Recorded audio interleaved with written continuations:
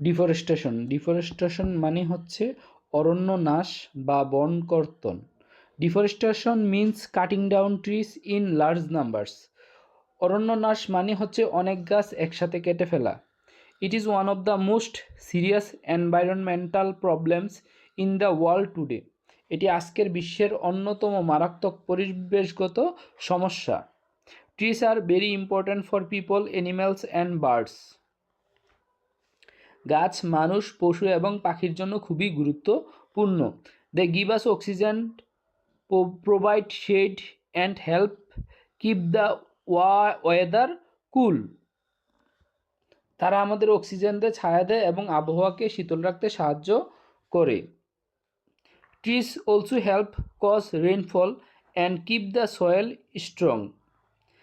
গাছ বৃষ্টি হতে সাহায্য করে এবং মাটিকে শক্ত রাখে।